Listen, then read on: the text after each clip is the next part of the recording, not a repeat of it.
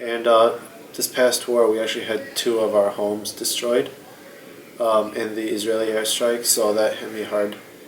How did your family take that? Well, first they were upset because that's everything they have, but they also knew that no one was injured, the homes were empty at the time, so they took that as a blessing. That it ended up being the house and not them. So Yeah. obviously they're upset and stuff like that, but they're also really positive. They always have a positive spin to it. They're like, you know what? Thank God that we're still alive. It's been a little bit better, but it's still the situation's pretty bad, and they know it. Everyone else knows it, and sadly, no one really does too much about it. Yeah, lawlessness becomes a big deal, where it's just things get unsafe. There'll be looting. There'll be stuff like that shouldn't really happen, and just overall, like gloomy life. Like you never have your water supply secure. You never have your food supply secure. Fishermen are always shot at. Farmers are always targeted. So it's always this constant battle of survival, when honestly it shouldn't, because it's not a basic human right. Most of the day the power's out. They get power a couple hours a day, but yeah, it's mostly non-existent. Is there any stories that your family has told you about things that they see every day in Palestine that is so different from your life here? They used to say it used to be a lot better than it is right now, where people in Gaza, they can travel anywhere in the state of Israel, where you just needed, I guess, whatever card that they have, but you can leave the border, do whatever. You can leave through Egypt, but after recently, especially after like 2007, where it got really really really tight, they can't leave. You want to go to Egypt for medical care? Sorry, you can't. You want to go to Israel for medical care? Sorry, you can't. You want to try to escape? You'll get shot at. You want to, it's an open air prison, and that's something that us people here we don't realize, because hey, I want to go wherever I want to go. I can go, just take my car and go. But over there, there's literally checkpoints everywhere you go, whether it's the West Bank, whether it's the Gaza Strip. You're confined to the space, and there's no freedom. So think of, well, you guys shouldn't be there. This isn't your land. This is our land. And I guess it's just a lot of misinformation. It's just things get unsafe. There'll be looting. There'll be stuff like that shouldn't really happen. And just overall, like gloomy life. Like you never have your water supply secure. You never have your food supply secure. Fishermen are always shot at. Farmers are always targeted. So it's always this constant battle of survival, when honestly it shouldn't. They can't leave. You want to go to Egypt for medical care? Sorry, you can't. You want to go to Israel for medical care? Sorry, you can't. You want to try to escape? You'll get shot at. You want to, it's an open air prison, and that's something that us people here we don't realize, because hey, I want to go wherever I want to go. I can go, just take my car and go. But over there, there's literally checkpoints everywhere you go, whether it's the West Bank, whether it's the Gaza Strip. You're confined to the space, and there's no freedom. So whenever big civil movements changed, or big change happened, whether it's American history or world history, it didn't happen overnight. The more and more people became educated about the issue, the more they realized that the status quo wasn't good enough. Whether that's South Africa, whether that's the civil rights movement, whether that's just a lot of things that's going on in the past, it didn't happen with one or two people. It happened when the masses were educated, and they were taught, and they learned the true meaning of what's going on. The Israeli-Palestinian conflict isn't taught and isn't conveyed properly through American media. And once you start telling the Americans what the real issue is, who the real aggressor is, who the real oppressed are, then you're going to see a shift in change, a shift in policy. That's how it's going to start. It's going to start with us, Palestinians, us people who are friends of the Palestinians, who support the Palestinian cause, to go out and make their voices heard. Every tax dollar that we spend, a portion of it goes to the Israeli forces, Israeli aircraft, Israeli ships, the Israeli army. And we're the biggest foreign supplier of arms to Israel. That's our money, our tax money. So when Americans, when you ask them what's the root issue of the Israeli-Palestinian conflict, they don't know what it is. And that's scary because, well, I guarantee you, from your tax money, you've given hundreds, thousands of dollars to the Israelis, and you don't even know what the problem is. With everything, whether it's extremism or ignorance or whatever, you just have to educate the masses, and you do that one by one, little by little. So that's how it's been affecting me. I've been trying to do whatever I can, whether it's Facebook posts, Twitter posts, Instagram posts, Yeah. to educate as much as I can to the people that probably don't know the full story. And every single time that I've gone, there's been a huge problem. I've gotten stuck. Yeah, like every time we've gone, it's just been a huge risk. But we go just because our whole entire family lives there, my grandparents, so we have like an obligation to go there. Otherwise, we wouldn't really go there as much because the situation's so unstable and it's dangerous. But when I was little, like from morning till night, it was bombs all day long. There was a curfew, so like it'd be like for Maghrib time, the Maghrib prayer, which is sunset. You had to be inside. If you weren't inside, they would just shoot at you. Like doesn't matter who you are, what you're doing. Like I remember one time, we were at my aunt's house, and her house is like right next to a major settlement. And it was like all of my aunts and uncles were all there for dinner, and all of the kids were outside playing soccer, like just in the sand. And curfew hit, and they didn't go inside yet. And my brother was actually one of the people that was shot at, and he was this close to getting hit. And we're Americans, but it doesn't matter, It doesn't matter who you are, how old you are, they'll shoot. Last time I went, it wasn't necessarily like I'd walk in the street and I'd see Israeli soldiers or I'd see settlements. The settlements are now empty. This time it was horrible, horrible living situations, like no power. I was there like from June to August, and Ramadan hit in between that time.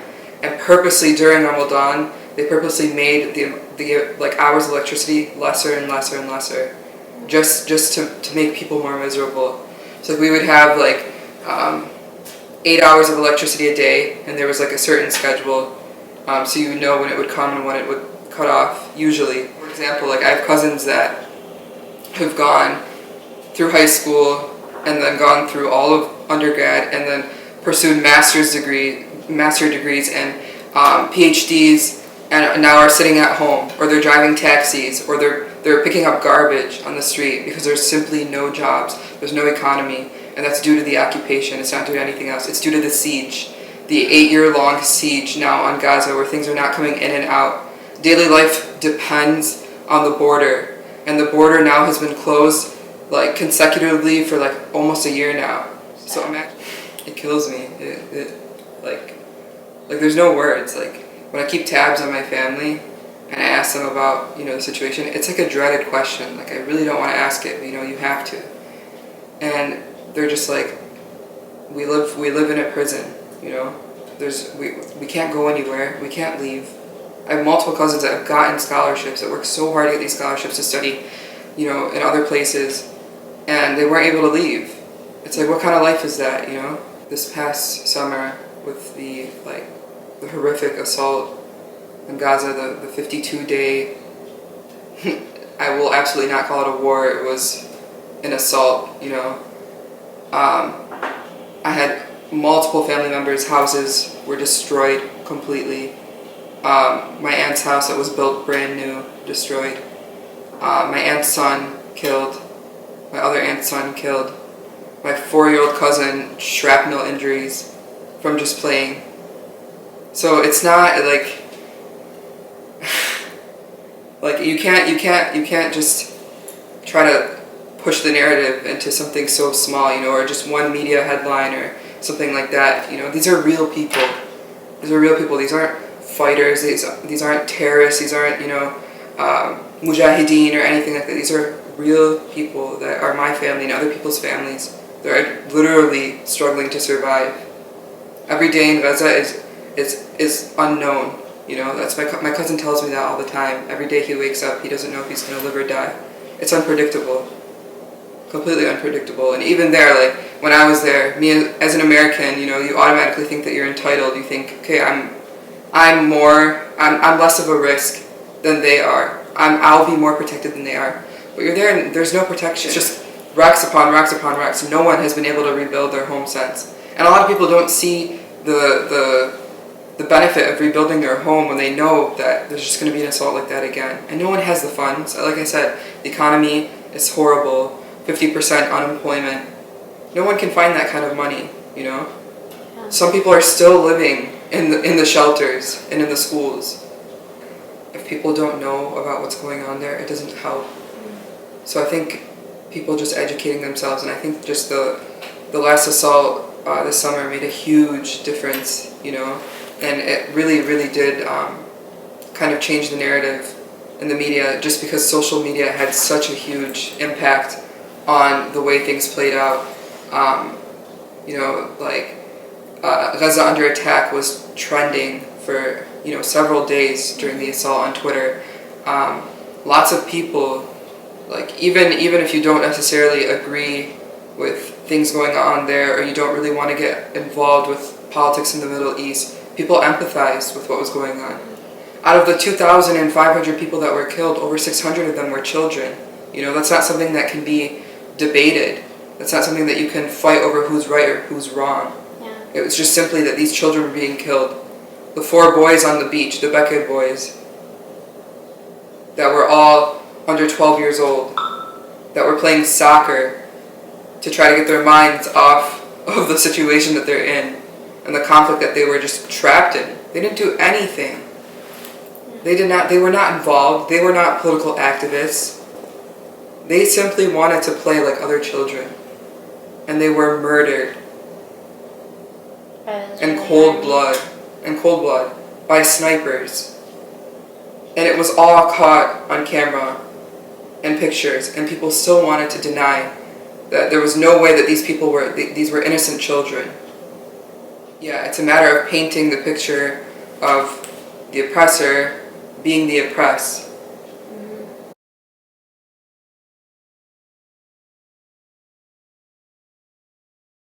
I think that in any way to solve any conflict, you always have to start somewhere. And I think that start right now is BDS. I think that BDS, they're making huge strides right now. Just campuses worldwide are, you know, really, really putting their names out there and putting BDS out there and showing the impact that it can have. Yeah. Sales of these companies that are profiting off of this war, their sales have gone down, you know, so it does show that it really does have an impact. And if that's something that that we're able to start, you know, if that's something that we're able to do as students, then why wouldn't we want to participate in something like that? I don't necessarily think that will free Palestine, but I think that's a start, you know. It has an effect because, especially with boycotting, because it's a peaceful way of resisting. It's not through violence, it's not through terrorism, it's not through any of that. It's through peaceful means, where I'm not going to buy the supplies and the goods of the occupier. And it all comes down to money in the end. If someone doesn't make money, it doesn't matter who you are, they're going to close down their factory. They're going to shut down their factory, and that's where it's going to hurt them. And so when you stop buying products, when you divest from companies that fund human right violations, all that stuff, not only do you hurt them, but you also raise awareness. And you raise awareness in a more peaceful, more educated, in a more soft manner, rather than war, rather through aggression, rather through fighting. So I support it 100%. Yeah, peaceful protest through dialogue, through BDS, education. Yeah. Education, I think, is the number one issue, because if people don't know what they're fighting for or what the whole issue stands for, then there's no point on wasting whatever you have. I just want people to open their minds and open their eyes and their hearts and just really, really try to see what is truly happening here. Who is being oppressed? Who is being occupied? Who is being killed, being murdered? Whose children aren't able to play in the streets?